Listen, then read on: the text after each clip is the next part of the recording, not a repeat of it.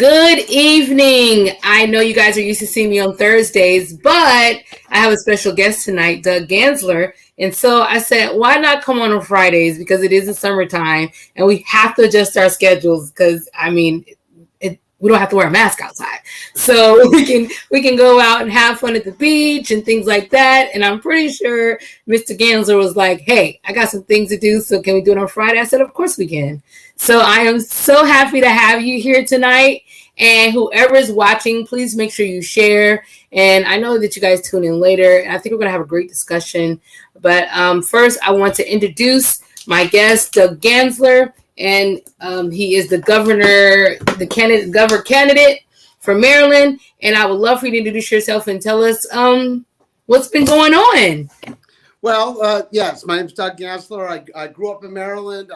Most of the listeners may remember me as the Attorney General of Maryland. So I was an assistant United States attorney for 6 years under Eric Holder, prosecuted mostly homicides, but all types of different crimes.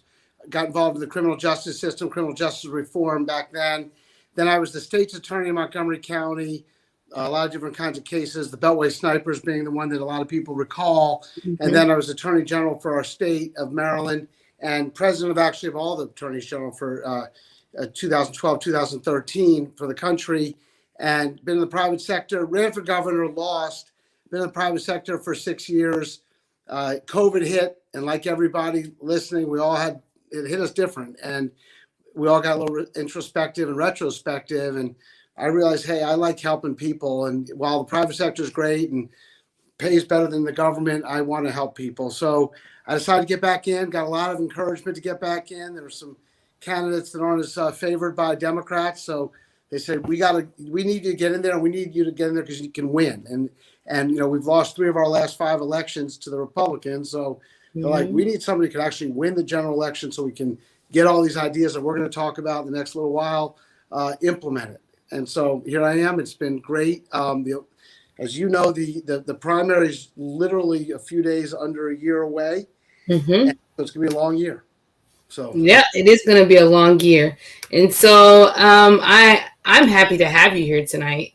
And I definitely want to ask some questions of you. And so our viewers can get to know about you because I just knew that it was important for Frederick to know who you were.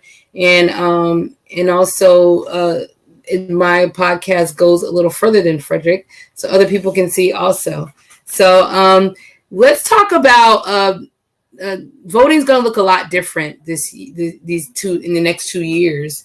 And so a big topic has been voter suppression, especially in the Black community. Let's discuss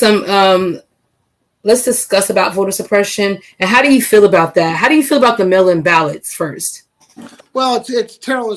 First of all, it's not completely ironic and coincidental that we're talking as the July 4th weekend is upon us, and there's nothing. And it's really exciting for me to kick off the July 4th weekend with you on this discussion, but it goes right to the heart of the question, which is voting. I mean, there's nothing more important than voting.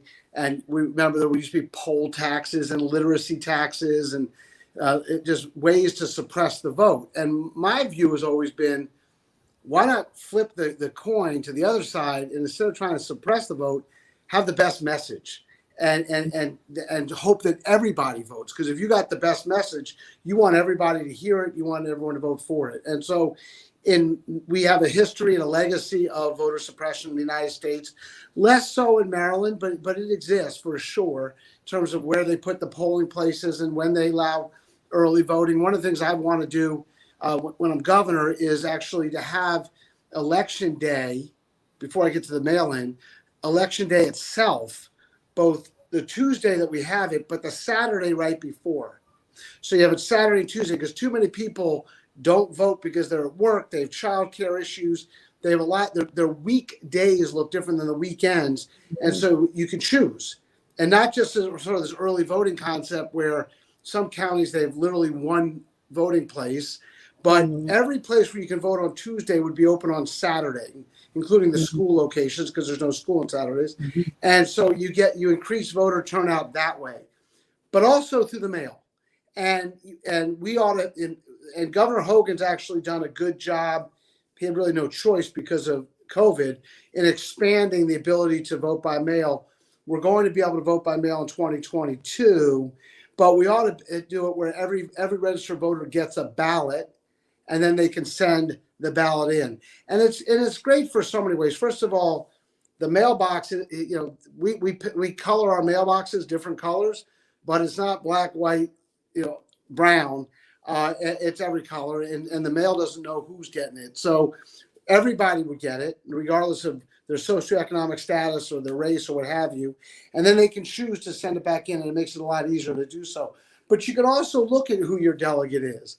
A lot of people sort of focus on the president race in the presidential year, the senator or the governor, and then they get in there and they're like voting for the clerk of the court or even their delegates on, oh, wait, I like that name, or, whatever. And it's the wrong reasons, especially for judges, which we're going to get rid of judicial elections when I'm governor, but right now we have them. But you have an opportunity, if you get your ballot in the mail, to actually do some research on those folks and make your vote more informed. And so I'm all about mail-in ballot. The more people we get to the polls, the better. And we ought to just have mail-in ballots going forward forever. And there's no such thing as this voter fraud issue. That doesn't happen with the mail-in ballots. There's protections there. Other states have done it. Oregon actually has vote by on the internet. I don't know that we're there yet, but certainly we can get to mail-in ballots. So you had mentioned about getting rid of judicial elections. Why do you want to get rid of that? Could you tell us, so some viewers do not know the significance of that, and why? What's your reason for that? Well, it's incredibly important. So I've been pushing for this for years. In fact, when I was Attorney General, I brought Sandra Day O'Connor down. This was her big issue once she left the Supreme Court, to get rid of judicial elections. And there's so many different reasons. The sort of biggest principle is these judges are deciding people's liberty, who to put in jail, and making sure we don't put innocent people in jail, and that we hold accountable the people who are violent offenders. And so it ought not to be the person who's able to raise the most money or knock on the most doors. They're not politicians. They should be the exact opposite of politicians. They should not let politics and the winds of the day affect their decision-making process. So we want to depoliticize it. We want to take the money out of it, because nobody knows the name of their judges except the defense lawyers and plaintiffs' lawyers. And you want to have a fair playing field. You don't want to be the person who goes into court and looks at the other table and say, hey, that lawyer gave that judge, $5,000 in the last election. What kind of shot do I have? But the biggest reason where I come at it from is a diversity issue. So in Maryland, every time there's been a person of color in a contested race in Western Maryland, Southern Maryland, or on the Eastern Shore, they have lost. And I mean, never do you put your opponent's picture on your literature in politics, as you'll find out, except for if you're the judge and it's like, oh, I'm the white guy, this is the African American I'm running against, vote for me. And it's just horrible. And back in the 80s when we started this, it made sense because governors weren't putting people of color on the bench, but now they are, and that's why elections matter, and that's why we need a Democrat to win, to keep the bench more diverse. And so I want to get rid of judicial election. I think there's nothing good about it and a lot of bad things about it. Thank you for that. So that'll go right into our next question. So Governor Hogan vetoed the juvenile bill and about juveniles having to not being sentenced as without parole, life sentence. And as you know, you were a state's attorney general, and you were homicide and violent crimes. And as I work in Baltimore, we all know Baltimore is a city with lots of violence, and most of the people there that have committed crimes, or a good amount of the people that committed crimes started at a young age, 16, 17, and it just builds up, right? The doc just builds up.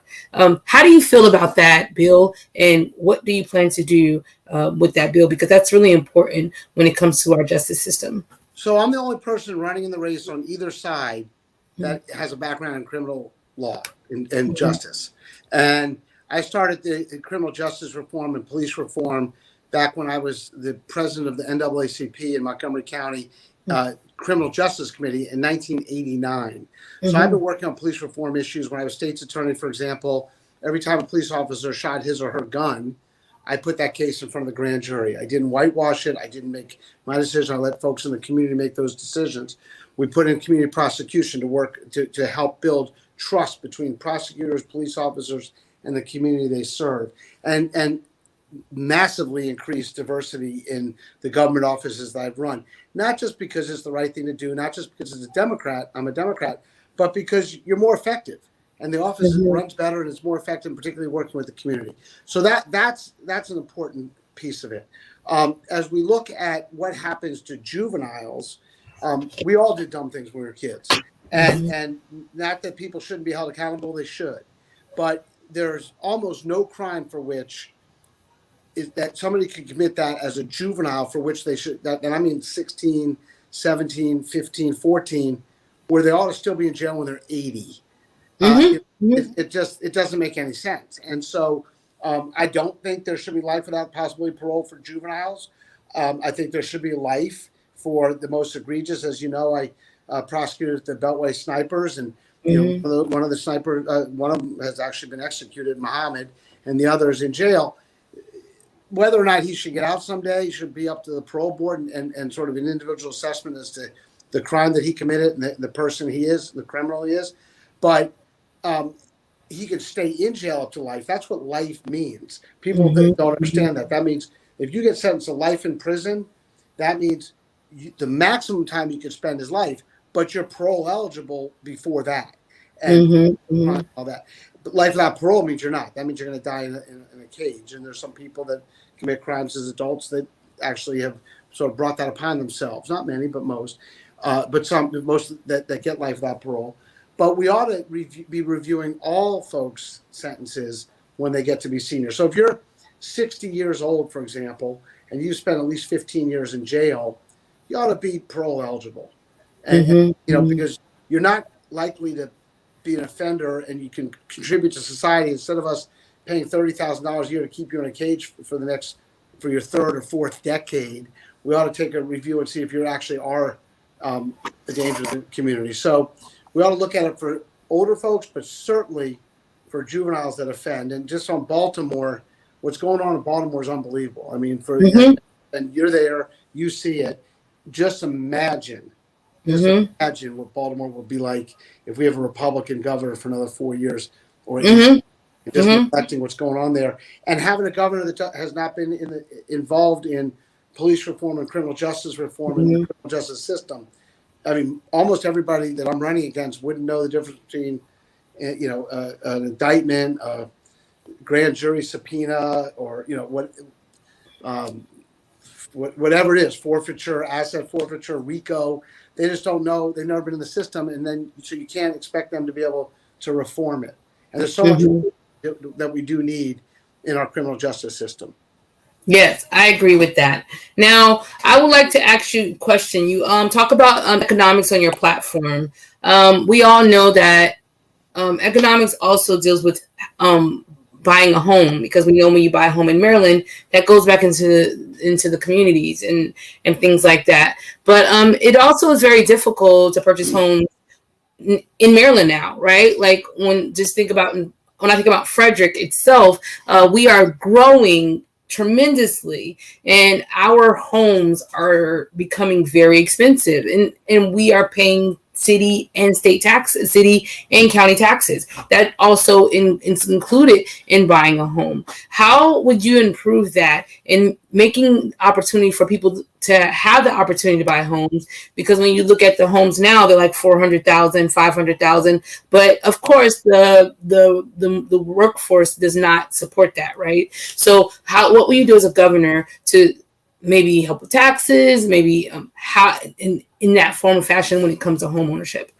Yeah, and home ownership was something I've obviously spent a lot of time on in my career. So when I was president of all 50 attorneys general in the United States, we had something called the National Mortgage Foreclosure Crisis, where we were able to get $32 billion almost $2 billion of which came right to the state of Maryland to keep people in their homes that were being foreclosed upon by the big banks unfairly at the time. And so, because I believe in being able to stay in your home and having home ownership. So you take that and you translate that forward to your question, how are we going to make home ownership affordable, make sure people can stay in their homes? You hit on a really great point at the end. People are just getting squeezed on taxes. We just can't keep taxing people. And that's always sort of the go-to thing that a lot of Democrats will do is like, oh, we need more money. Let's just tax people more. And people can't afford a $500 unexpected expense right now. They certainly don't need the taxes to go up. That said, we're going to legalize cannabis and tax that. And so that's, that's a whole new thing, and it goes into criminal justice issues as well, as you know. But so taxing that and taxing online gambling and some of the new things to help pay for other stuff. But in terms of affordability, the way you're able to buy, first of all, Frederick is unbelievable. And I go to Frederick. I'm there once a week. I'm meeting with people. I'll be there tomorrow. I'm there pretty much once a week to meet with somebody, to go to the restaurants, to go to the coffee places, to talk to folks about what we can do. Because in Frederick, for example, when I'm governor, we're going to get the conference center. That's just going to happen. That's a deliverable that's going to happen. It should have happened before. Right now, it's not happening because of silly politics, but that's going to happen. But talking about affordability, as Frederick continues to grow and get to be a place that's more attractive to folks, which is a good thing, and it's going to be more so once we get some mass transit down 270, so people can commute into DC and into sort of edge cities, if you will, of Bethesda and Rockville and so forth. It's going to get more expensive. And so we have to be able to have jobs. And as we rebuild Maryland in the wake of COVID, we need to do so through different lenses. Because guess what? It turns out people didn't realize there were economic disparities between people of color and everybody else. It's been going on for about 400 years. Some people just figure it out. Well, that's the good news on that is now everybody will be part of that team as we rebuild the economy after COVID, to do so with inclusion, to do so with diversity, to bridge the inequalities that we have, but to make sure people have jobs and we have job training, that we make sure the community colleges are vibrant and having vocational training and tech training for the jobs of today. Because if you have a job, you're making money and you can buy the more expensive house. So that's sort of part of the program. And I agree with that. I think that's a great idea. I know a lot of the people in Frederick do not live in Frederick. They live in Frederick but don't work in Frederick. I mean, I myself personally has even been like, okay, if there's a way I could work in Frederick, I would, right? But then I look at the income, I'm like, I can't do that. So it's just like, let me go ahead and just stay where I'm at, because Frederick just can't match what I make or even more. So that is definitely a topic that a lot of my concern in Frederick is that we have a lot of people living in Frederick but do not work in Frederick. So that means that their money's not going back into Frederick, and so it worries me of how we would fix that and what we can do to fix that. Well, the tax money is going back in. I mean, not the day-to-day sort of what you spend while you're at work, but it's a fair point. I mean, one of the things when I became state's attorney in Montgomery County, they said, well, why don't you have a residency requirement? Require everybody that works in the office to live in Montgomery County. And my staff, the staff people for sure, the lawyers, some could, some couldn't, but the staff people sure couldn't. And so they all moved to Frederick, because Frederick was less expensive. And I became state attorney in 1998 until 2006. I served 2 terms there, and now Frederick's booming, and it's a great thing. And the diversity there is great, and the sort of the diversity of things to do is great, and it's a wonderful place. But you can't price everybody out, and so we need to bring more jobs there. I do think the conference center will help significantly in terms of building the jobs to build it, but also once the conference center is there, it'll be the focal point for Central Maryland for tourism to come in, and that's what Frederick really needs. So, I think it's a good thing for the most part, that housing prices have gone up in Frederick means it's a more attractive place that people want to be. But on the other hand, we also have to be very, very cognizant that we have affordable housing, and that affordable housing is available to folks that we don't want to push out of the city, and that can live there and stay there. And there's a lot of other stuff around that, like first responders. So Go ahead. So you talked about COVID a little bit, and we know that they have another virus coming out, and so they're still looking at that variant of the same virus. Yeah, the variant of the same virus, right? So, and a lot of people are struggling financially. I mean, we know that a lot of renters, they still have money coming out there somewhere, but the homeowners are still like, okay, what can we do? They can't get that assistance. I've heard a lot of homeowners say, we don't get assistance. We just have to, muscle it out or figure out ways to pay the bills. And how would you as a governor, I know it's going to continue to still fixing what has happened during COVID is not going to be fixed overnight. There's things the funds still have to be moving to make sure that everybody can sustain themselves. Do you have a plan on if you did win as governor when it comes to that? Well, I actually think it's going to get worse. I mean, what's happened, we saw the job reports, and you hear the job reports all through COVID, how many millions of people became unemployed. Women, for example, almost half the women, 47% of the women in the United States lost their jobs or had to change jobs during COVID. And so much of that, by the way, is predicated on childcare issues. So we need to have childcare. We need to address the childcare issue for all families, not just women, but for all families. And we need to give incentives to businesses to provide childcare at the businesses, as well as government subsidies for childcare more generally and broadly. Because I think what's going to happen is we've had this sort of Band-Aid where the federal government has been doing these PPPs and giving people money and all that, and that's going to stop. And now, like the merry-go-round just ends, and all of a sudden, oh wait, I'm out of a job. I got all these bills to pay, and the government's not giving me any more money. So how are we going to do that? And so I think there's a short-term and a long-term solution. Short-term is going to be that we need to encourage businesses to open back up. Now they are right now, and one of the reasons why Governor Hogan says he stopped the federal government giving us free money, which is just crazy, because it's hard to find people to work. Well, there'll be people to work once that stops, so that'll be good because the economy is coming back, and people, COVID is very much in a lot of folks' rearview mirror. The people who are knuckleheads and don't get vaccinations, it's not in their rearview mirror. I just don't. It makes zero sense to me why someone would not get vaccination, and hopefully they will. But for the most part, it's in people's rearview mirror, so they'll go back to work, and the economy will start to pick up.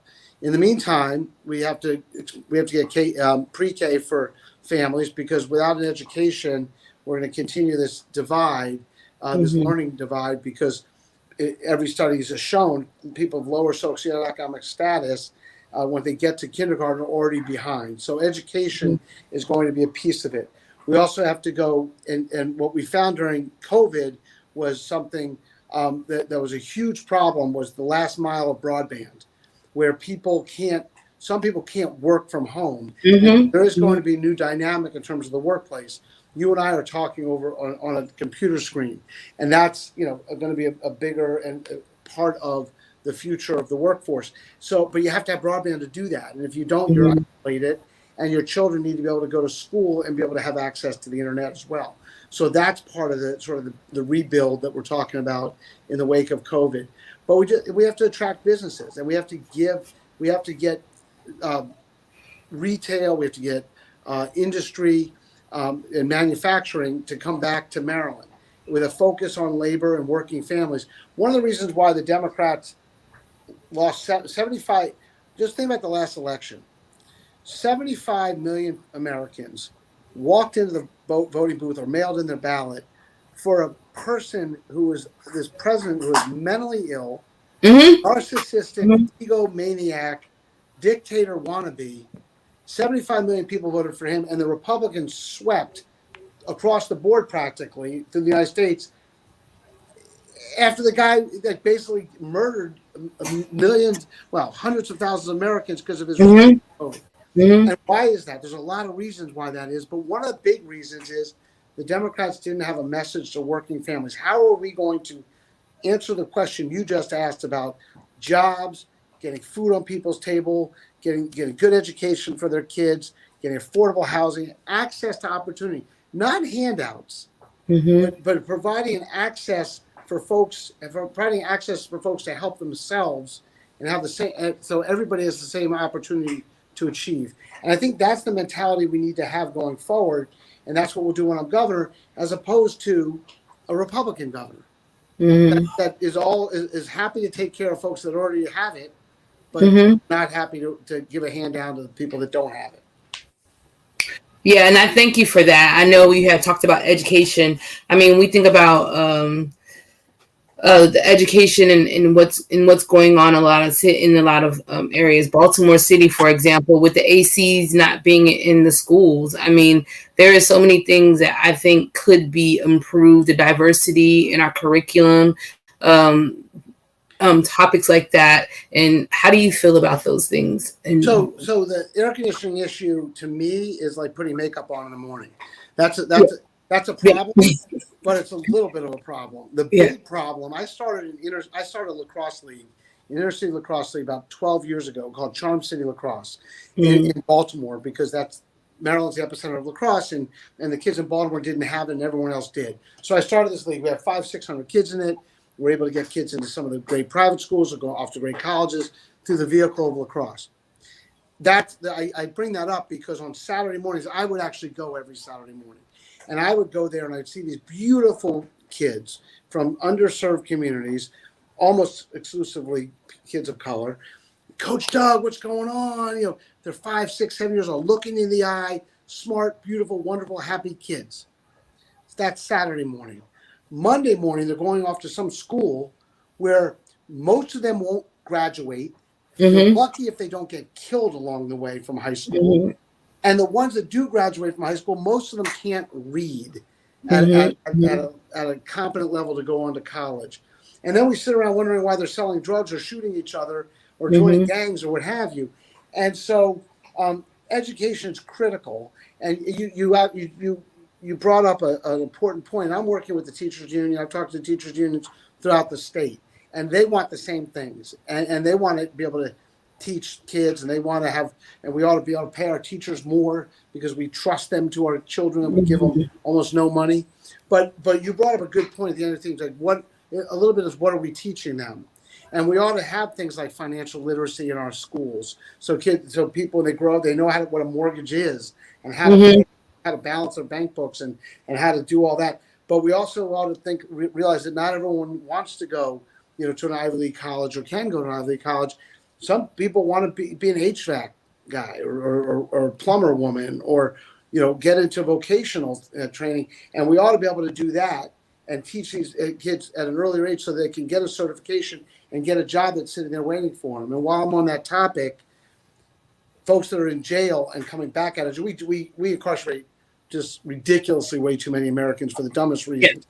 And but the reality is there's a huge swath of our population in jail, and as they come out of jail, they ought to be able to be ready, workforce ready.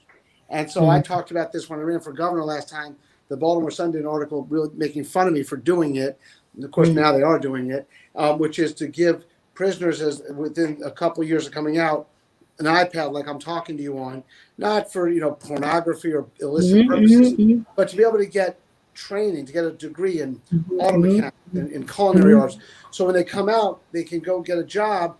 The company that hires them gets a tax break, and now we have a productive member of society that's going to be a contributing taxpayer and father or mother and to their children. And there's education has a lot of different faces in a lot of different ways, and we really need to focus on it because we've got a great education system in Maryland, but it can be a whole lot better. And I agree with that. Thank you for that. You know, in Baltimore, I work with individuals that's coming out of prison and getting them back into society. And I've been in the reentry field for 7 years. So I'm very familiar with how it's really important that we make sure that they have the tools that they need when they are released back in society, because we all know what happens if they don't have the tools, right? I mean, I can tell a young man to go apply for a job, but he doesn't have a computer to apply for a job. How is he going to apply for a job? If he wants to go and get, like you said, education, if he doesn't have a computer, how is he going to get education? So what is he going to do? They're going to get discouraged. They're going to go back on the block. It's kind of like a whole like vicious cycle. So we have to, prison like reform is one of the biggest topics that I'm very passionate about, and making sure that we give these men and women the right tool that they have when they are released from incarceration. And so I thank you for that, touching on that topic, and I definitely support you in that topic when it comes to that. So if you were to win, what would be your action plan for the first 60 days in office? Well, there's a lot of things you can do when you come in after a Republican administration. It's not like Vince Lombardi. It's really sort of change the culture and the mentality of how we run our government. I mean, I'm the only one in the field that's running for government on either side that has held a statewide office, run it incredibly effectively with enormous success stories behind it, and with a progressive but practical perspective.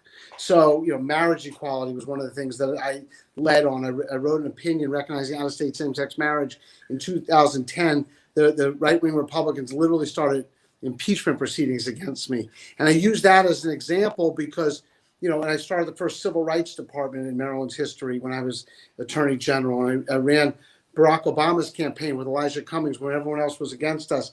And you have to do these things because you have to think differently. You have to get the state to think differently. How are we going to think boldly? Mm-hmm. And the answer, this is the way we've always done that, should never be the answer to any problem. So a couple of things I would do right away. I would get Baltimore would be an area that we're all paying for because our taxes are going to the mm-hmm. issues that are there. I would have, sort of once a month, pick the area, affordable housing, education, jobs, criminal justice, and get the stakeholders from Baltimore, but also national stakeholders from places where things are working more smoothly. Mm-hmm. Put them in a room, say everything's on the table. What are we going to do to fix this problem? And I'll mm-hmm. be sitting in the room with them and get this elected officials in Baltimore, for example, to do the same. Mm-hmm. I literally, I know it's self-serving because I'm talking to you about Frederick, but get the conference center up and running. Get whatever mm-hmm. needs to get done there, get that done, including underground parking. So there's parking in downtown Frederick, and get the hotel up and get a conference center there.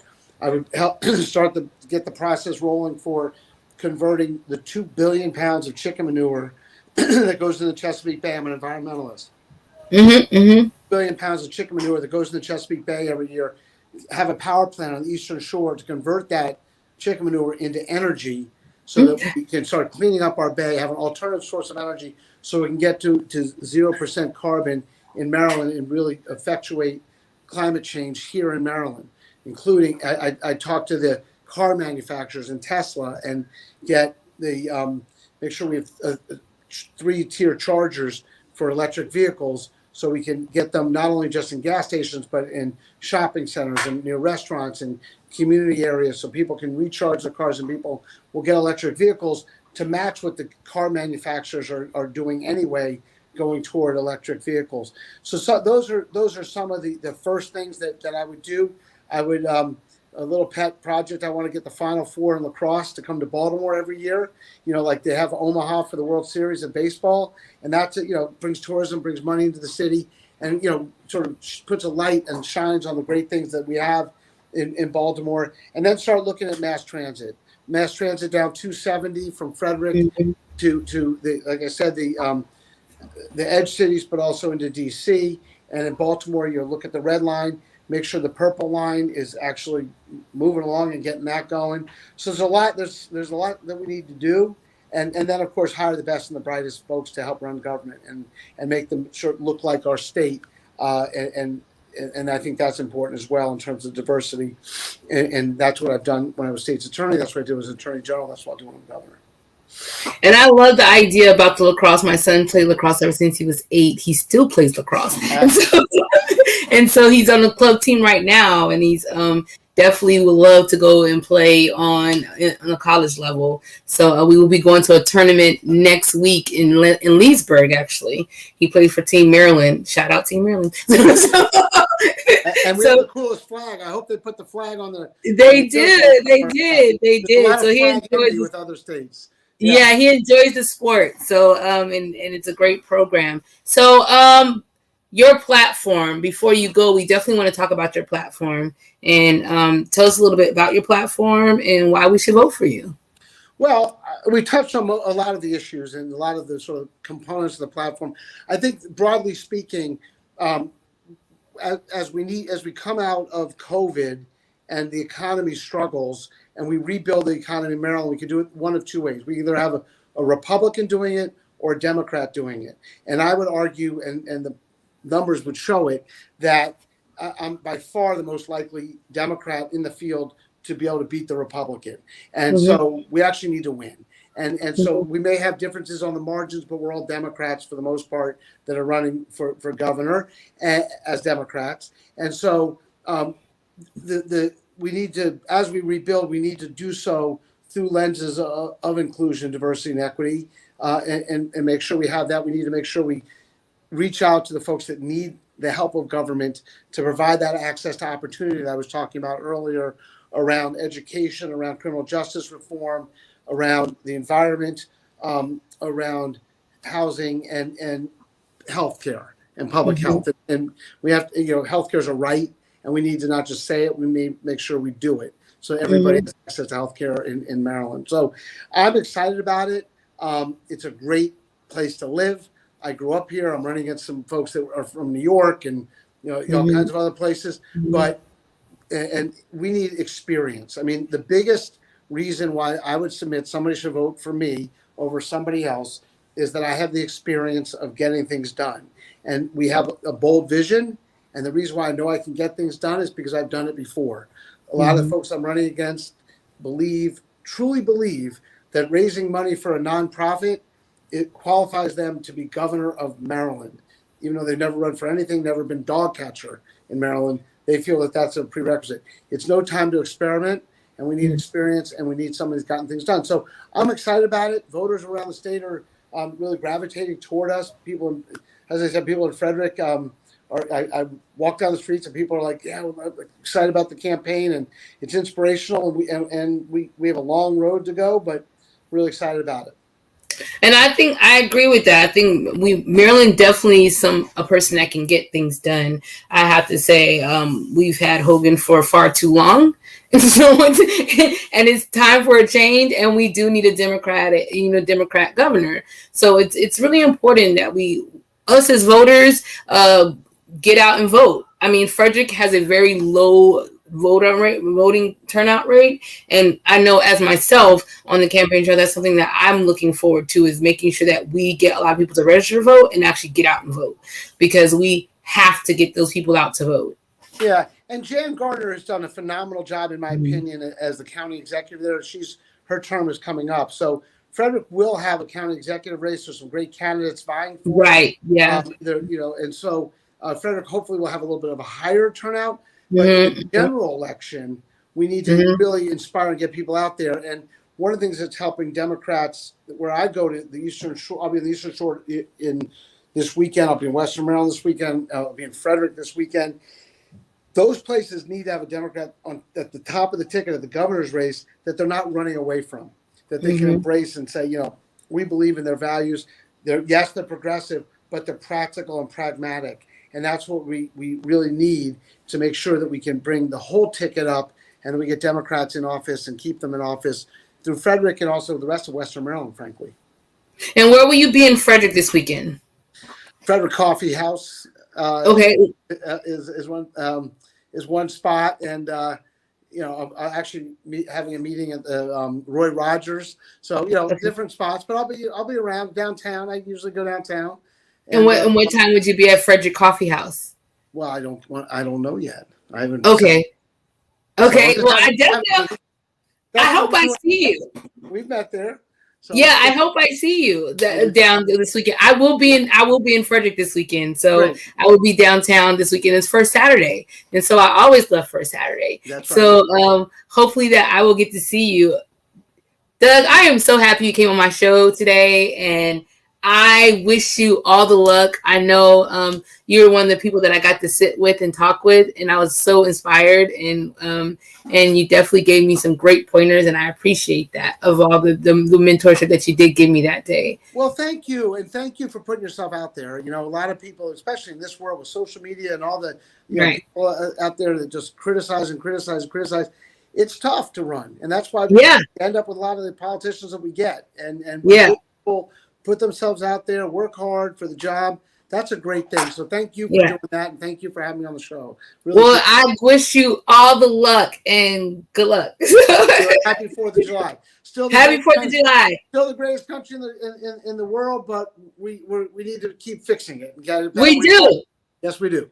We do. Thank you so much. You have a great night. You too. Bye-bye.